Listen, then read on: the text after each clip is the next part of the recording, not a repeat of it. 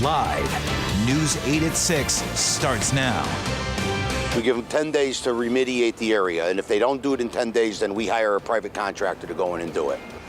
Connecticut City cracking down on blight. Will tell you how much they want offenders to shell out.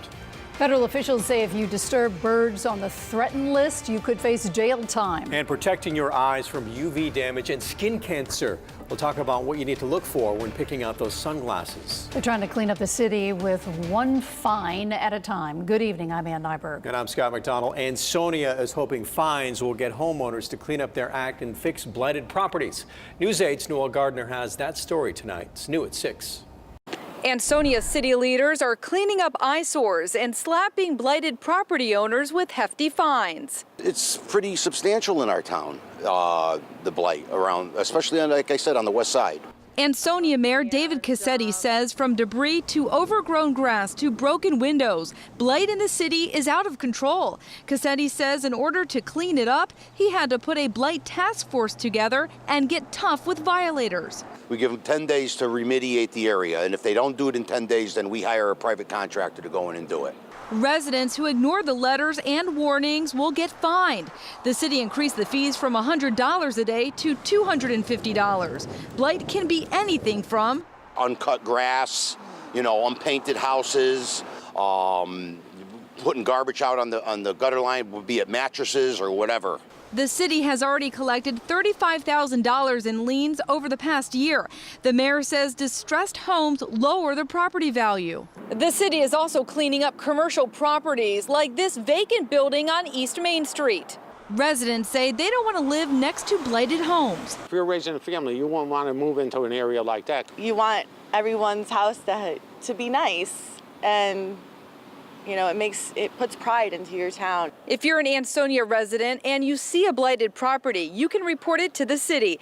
Reporting in Ansonia, Noel Gardner, News 8.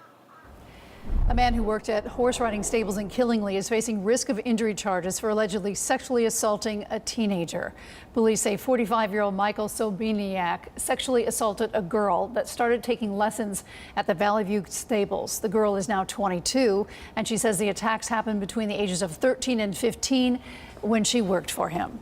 He's now charged with sexual assault, illegal sexual contact with a child, and risk of injury. Hartford police investigating after an online threat forced Prince Tech High School into lockdown today. That threat was found at an online app that a student had a gun and was going to use it. State police, SWAT teams, and police dogs searched the school. They found no evidence of a gun and no one was injured. Students eventually picked up by their parents. Covering New London County, family and friends will be gathered in just a few hours to remember the Griswold teenager who police found dead in a motel room last month. The U.S. Attorney's Office says 17-year-old Olivia Rourke died from a heroin overdose in a Groton motel. At 8 o'clock this evening, the community will be coming together to hold a candlelight vigil for her at Veterans Memorial Park in Jewett City. Right now, 2 people have been arrested in connection with her death. For the next 3 days, 250,000 people will make their way to Bristol to honor those who gave their life in the Vietnam War. The wall that heals opening today to the public, made to replicate the real one in our nation's capital. News 8's Brian Spiros shows us what it's all about. It's tough at times. For Burnett Daigle, the wall that heals hits home. My youngest brother is on that wall. I have another brother who served in Vietnam. And she's just one of many people with a personal connection to someone who gave their life in the Vietnam War. The wall itself is the wall that is sponsored by and built by the same exact group that built the one in Washington, D.C. The replica of the Vietnam Wall set up along the Memorial Boulevard in Bristol, right along the Veterans Walkway, officially open to the public this morning. This is a learning experience for families, for the children, and it's also a remembrance for the 58,000 plus names that are going to be on the wall here. Those names come with a tremendous impact, each one with a story to tell and a family that suffered a tremendous loss. As far as the names on the wall, yes, they're heroes and they deserve respect, but I also would like to have them remember those that came back. Their war is not over, I'm sure never will be. The Vietnam Wall came into town yesterday, complete with a motorcycle escort.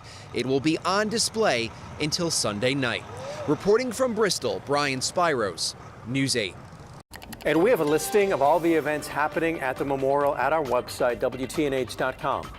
An update on the municipal baseball stadium in Waterbury. It's almost ready and will be playable by the end of the month. In April, True Green Lawn Service made a mistake applying a crabgrass inhibitor to the field, which stopped the process of the growing grass. But there's a silver lining.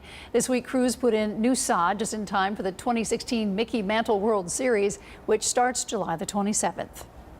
Opening night, we're expecting over 4,000 people, where the ceremony is going to open up with a parade and come into the stadium. There'll be live music, there'll be dignitaries on hand. We'll have a baseball game, and immediately following the baseball game, we're going to have a fireworks show. Wow. The last time the Mickey Mantle World Series was played in Waterbury was in 1992. And the city of New Haven getting some good news that could potentially help them revitalize the waterfront around Long Wharf. They applied for and received a state grant worth nearly $1 million. The funds will allow the city to study and plan future improvements for roughly 50 acres around Long Wharf, extending all the way up to near the train station. Back in the 50s, the area was developed for commercial and industrial use. New Haven officials would like to see more of a mixed residential use in the future. It's really an opportunity to think about what's going to happen over the next 50 years. You know, so many people are building up their coastlines all across the country in terms of cities, and this is really our big opportunity. The funds, part of an $11 million in state grants that were awarded to 20 municipalities. All right, checking the weather now. Pretty windy and cool today. Sun was out there, and Kevin is standing by. I'm going to get to him in a second as we take a live look. Tonight at New London, you can see the wind blowing the American flag around. Wind chimes in the backyard were going crazy. They weren't peaceful and serene anymore today, Kevin. They were annoying and loud. Yeah, with wind gusts upwards to around 35 miles per hour, that definitely makes sense. And we're still seeing that wind kick up, and that's going to be the case right through the evening, through the overnight hours, into the day tomorrow as well. But temperatures, certainly the chill is on in northern Connecticut. It's 61 in Torrington, 66 in Waterbury. With the wind coming from the northwest, you can see the shoreline is the warmest right now with temperatures around 70 degrees. But this is still below where we should be for this time of the year. We should be in the mid to upper 70s, and that chill is going to continue right through the night tonight with temperatures getting down into the 40s through the overnight hours. Check out that wind gust in Windsor Locks, 40 miles per hour, 28 in Waterbury, 36 in Bridgeport. We're going to see these winds continue right through the night tonight, diminish a bit as they go through the overnight hours, but they're going to kick right back up for the day tomorrow with not as strong winds, but we still will be seeing some strong wind gusts upwards to around 30 miles per hour tomorrow from the northwest. Satellite radar, no issues at all. So if you're on your ride going out for an outdoor dinner or a walk, no issues at all for rain. We'll keep with that sunny theme right through the rest of the evening, and we'll clear out for the night tonight, and that's what's going to allow those temperatures to get down into the 40s. We have a little bit of rain in the weekend forecast. When I come back, we'll touch on that coming up. Thank you, Kevin. Music from all around the world, all performed in one shoreline town. We'll tell you where that's happening coming up next on News 8 at 6. And sunglasses are very important for your eye health. We'll tell you about that. Federal officials warning beachgoers not to disturb nests of local threatened birds. It could cost you. That story and more when we come back.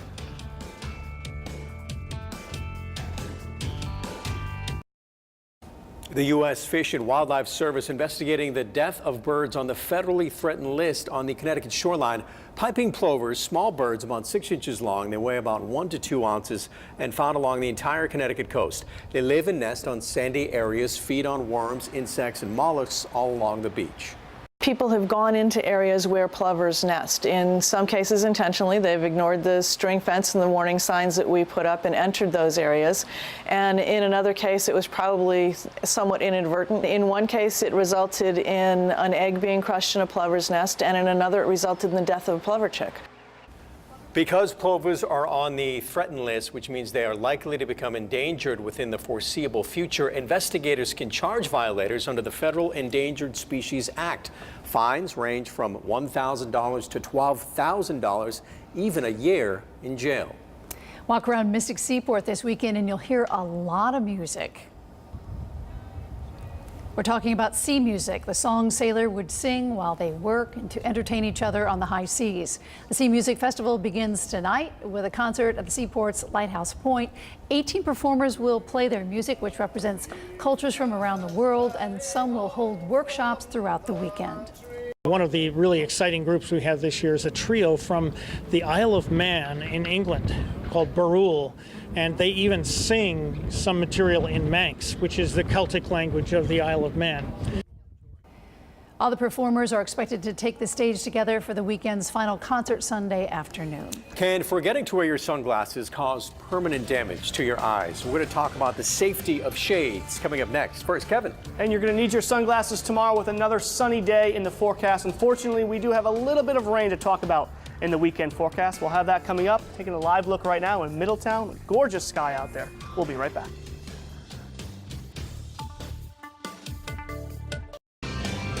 Welcome back, everyone. Summer shades usually a must if you want to have some fun in the sun, but not just for fashion. UV exposure can be harmful to your eyes. News 8's Sam Cantrell has your back with a look at the different kind of glasses and which ones you need to protect your eyes. All right, I'll admit it, I don't even own a pair of sunglasses myself. I just resort to squinting a lot as I'm walking outside in the sunshine. So will wearing sunglasses help prevent long-term damage to my eyes, or are they just there for show? Some people wear them, some don't. And I'm sure when you were a little kid, you were told never to look into the sun. So do sunglasses really help protect your eyes? Yes, they do. And it's important to note that they do, and people should be wearing them if they're spending significant time in the sun. Sunglasses with at least 99% UV protection are what you want. Okay, you probably already knew that, but did you know that it doesn't change your risk level regardless of having blue or brown eyes? So what long-term harm can not wearing sunglasses do to them? This one might surprise you. So you can get skin cancer on the delicate skin, which is the thinnest skin in the body of the eyelids. And it's thought that excessive UV exposure can cause cataracts as well as we get older. So will more expensive sunglasses protect your eyes better? What's up, ladies? The answer is no.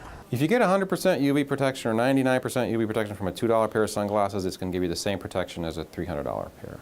Make sure to ask when buying sunglasses that they have this level of protection. Anything less and they're just a stylish accessory. The level of protection does not correlate to how dark the shades are, and just because they cost more doesn't make them more effective. Also, to avoid glare from the sun bouncing off objects, get sunglasses that are polarized. It's also important to note that during the summertime, the sun's strength is 2 to 3 times more powerful than it is during the winter. So if you wear sunglasses in the wintertime, you'll want to put those on during the summertime as well. I'm meteorologist Sam Cantrell, News 8. There you go. So if you needed an excuse to buy a new pair of sunglasses, there you go. You know, a lot of people probably want to do. There and it is. You're going to need them tomorrow. Yeah. Tomorrow? Yeah, you're going to need them tomorrow with sunshine, and sun's out right now as well. Right. And it was a picture-perfect day today, but we saw a little bit of a wind out there that made it feel a touch cooler, but right now you can see it is a gorgeous sky in Waterbury, blue skies. The camera's shaking a bit. That's because of that wind coming from the northwest. We saw gusts upwards to around 40 miles per hour in Windsor Locks, and it's making it feel a touch cooler, especially in the northwestern parts of the state. 63 in Morris, 60 in Winstead, 66 in Canton. We should be in the mid-70s this time of the year, and you can see along the shoreline we're holding on to around 70 degrees, and we should be in the mid-70s along the shoreline. So we're seeing a cooler day, and we're going to see this cool temperature trend continue right through the weekend. But check out these winds. This is sustained winds now. 23 miles per hour in Windsor Locks, 21 in Hartford, 22 in Bridgeport. You factor in about 5 to 15 miles per hour more than what we're seeing for sustained winds, and that's what we're seeing for gusts, and that's going to continue right through the evening, into the night tonight, into the day tomorrow. So we'll see another windy day as we go into the day on Friday. But tonight, an autumn chill, 40s for lows tonight. So it's going to be a cool night. Friday, bright skies, temperatures in the 70s, and again, another cool breeze. It's going to make it feel a little bit cooler than what the thermometer is reading. And for the weekend, I'm going to call it 80% dry, but we do have a little bit of rain that we'll have to talk about coming Saturday evening into the overnight hours. We'll have that coming up in the hour-by-hour forecast. So for the rest of the evening tonight, no issues at all. Great night for a walk. Just grab a jacket with those temperatures only in the 60s. We're going to hold on to this clear theme right through the overnight hours. That's what's going to allow those temperatures really to dip down cool into the 40s. By 9 o'clock, we'll be around 60 degrees, and then by 11 o'clock, we'll go into the 50s. Tomorrow morning, we'll see 50s by the time 7 a.m., but if you wake up any earlier than that, we're talking 40s through the early morning hours, and by 9 o'clock, we'll hold on to that sunny theme right through the afternoon. Could see a few passing clouds. Again, temperatures getting into the 70s. Increasing clouds for the day on Saturday. We'll see those temperatures in the low 70s. That comes ahead of some rain, and it will warm up a touch for the day on Sunday, but check out next week. Gorgeous with temperatures in the 70s and lots of sunshine. So the good news is no issues at all on the satellite and radar. You can see it's going to be clear right through The rest of the night tonight, we'll take the perspective out. No issues at all in the entire Northeast. So we're going to stay with this quiet weather right through the night tonight into tomorrow. And the hour-by-hour forecast does a great job showing how nice it's going to be right through the evening. Temperatures in the 60s will cool off into the 40s tonight. And then as we go into the day tomorrow, a few passing clouds for the afternoon. And then we'll see our temperatures getting into the low 70s, about 70 in Meriden, 69 in Madison, a little bit cooler along the shoreline tomorrow. And then we'll see increasing clouds for the day on Saturday, ahead of a little bit of rain moving in Saturday evening into the overnight hours and Saturday into Sunday, clearing out in time for Sunday afternoon. That's the good news there. Temperatures in the 40s tonight, 43 if you live away from the water, 48 for the shoreline folks, and you can see clear and chilly with a northwest wind about 15 to 25 miles per hour. Tomorrow, you could kind of call it a repeat of today. Temperatures in the mid 70s, wind from the northwest about 15 to 30 miles per hour, and we'll see those passing clouds for the afternoon. Your 8-day forecast, increasing clouds Saturday, and we'll see a little bit of rain showers moving in Saturday evening into the overnight hours on Sunday. But check out next week, looking absolutely gorgeous, 70s, low humidity, and plenty of sunshine. So tonight, no air conditioning required, you don't think? Might need the extra blanket tonight, I think. Extra blanket. Yeah. Interesting. Yeah. All right, thanks so much. All right, let's turn it over to John Pearson and the day's sports. John. Live, this is Sports Edge, sponsored by your local Connecticut Chevy dealers. The Jack Montague saga continues. Today, the former Yale men's basketball captain filed a lawsuit against the school, accusing them of wrongfully expelling him due to allegations of sexual assault. The lawsuit says the woman did not consent in October of 2014, but Montague says she did, saying she came back to his room to spend the night. The suit also claims the two were involved in a relationship. Montague was kicked out of Yale in February following an investigation. Tonight, UConn's ace pitcher Anthony Kay's dreams of playing Major League Baseball could come true. The Major League Baseball draft starts, and the lefty is projected to go in the first 2 rounds. Kay went 9-2 this season and helped lead the Huskies to the NCAA tournament. The Long Island native was drafted by the Mets in the 29th round coming out of high school. The Amazons could make a play for Kay again tonight. Check out sportsedge.com for a look at Connecticut kids with a shot to get drafted in the next few days. High school softball, Class S semifinals, East Granby and top seed Holy Cross of Waterbury. East Granby's Crusaders grabbed the early 1-0 lead, and Jenna Hartman held it down for a while. Eventually, the Crusaders of Holy Cross break through. In the 5th, Hannah Brown sneaks the single through. Becca Anderson ties the game at 1. Holy Cross added another run in the 8th inning to win it 2-1. Sarah Lawton was terrific on the mound for Holy Cross. They advance to the championship game. They will play the winner of Notre Dame Fairfield and Stafford. Going to take a quick break. When we come back, Amity's baseball team has been the story all season long, but a group of underdogs from Fairfield Ward could change the narrative. More on that when we return.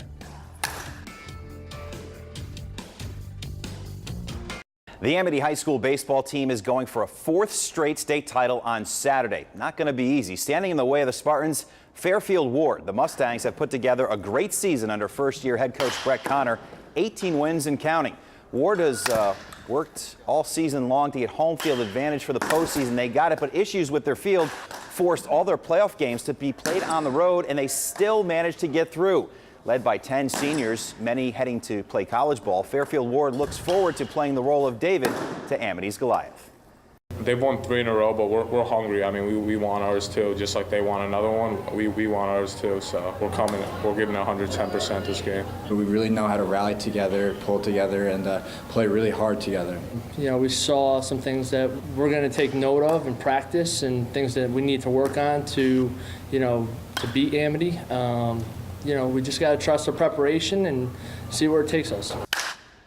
The Class LL final is Saturday at Palmer Field in Middletown. The game starts at noon. Ward under Brett Connor right there. First-year head coach, knows his baseball. Coached under Dan Gooley at Quinnipiac and then took the head coaching job at Fairfield Ward. But they have a long road ahead on Saturday. Amity's pretty good. All right, thanks so much, John. All right. Kevin is in for Fred, tracking a pretty nice week ahead. Yeah, we'll see some cool weather tonight, though. Temperatures in the 40s, 43 if you live away from the water, 48 for the shoreline folks. And we'll clear out through the overnight hours. Northwest winds about 15 to 25 miles per hour. The wind's going to kick right back up tomorrow. Tomorrow, kind of like what we saw today. Temperatures in the 70s, 75 if you live along the water, 74 if you live away from from the water, and a few more clouds for the afternoon, but a cool breeze again. Northwest winds about 15 to 30 miles per hour, gusting even faster at times. And your weekend forecast Saturday looking great through much of the day. Temperatures in the low 70s. We'll see increasing clouds for the afternoon ahead of some rain showers moving in through the evening into the overnight hours for Sunday, and then we'll dry out Sunday afternoon. A little bit warmer temperatures in the upper 70s, and we'll hold on to a mostly cloudy sky right through the day on Sunday. So I would say the weekend's about 80% dry. 80% dry. Yeah, late night last night for you, John. You were here after the basketball game. That was a good one. Yeah, little afternoon. Yeah, Cleveland made it a series. It looked like it was going to be going all the way Golden State, but it looks like it's a series again. Yeah, we got it here after midnight, way after midnight. A little more interesting now. Yeah. Tomorrow night they go at it again, right? They go at it again, yep. And I'll catch it right here on News 8. That'll do it. Remember, you get the latest news, weather, traffic anytime at our website, WTNH.com. See you later. Good night.